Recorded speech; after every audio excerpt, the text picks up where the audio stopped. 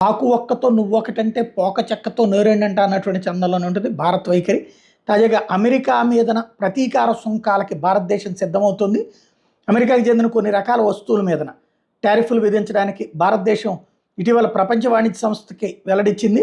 ముఖ్యంగా భారత steel, aluminium మీద విధించిన సుంకాలకు ప్రతిస్పందనగా ఈ నిర్ణయం తీసుకోబోతున్నట్టుగా ప్రపంచ వాణిజ్య సంస్థ ద్వారా అమెరికాకి నోటీసులు ఇప్పించింది. అయితే ఈ నోటీసుల్ని అమెరికా తిరస్కరించింది. బహుపాక్షిక వాణిజ్య నియమాలకు అనుగుణంగా లేదంది. ఉక్కు, అల్యూమినియం మీద తమ సుంకాలు భారత్ పేర్కొన్నట్టుగా భద్రతా చర్యలు కాదని, జాతీయ భద్రతా పరిగణన మీద ఆధారపడి ఉన్నాయని చెప్పుకొచ్చింది. ఈ విషయం మీద న్యూఢిల్లీతో ఎటువంటి చర్చలు నిర్వహించబోమని ట్రంప్ యంత్రాంగంలోని అధికారులు చెప్పారు.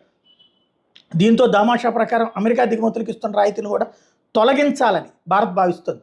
అమెరికా నుంచి వచ్చే లోహాల మీద అధిక సుంకాలు విధించడానికి కేంద్ర ప్రభుత్వం చర్యలు తీసుకుంటోంది. ట్రంప్ రెండోసారి అధికారంలోకి వచ్చి ప్రపంచవ్యాప్తంగా పలు దేశాల మీద భారీ ఎత్తున టారిఫ్లు విధించడం, భారత్ నుంచి దిగుమతి చేసుకున్న ఉక్కు, అల్యూమినియం మీద 20% సుంకాలు విధిస్తున్నారు.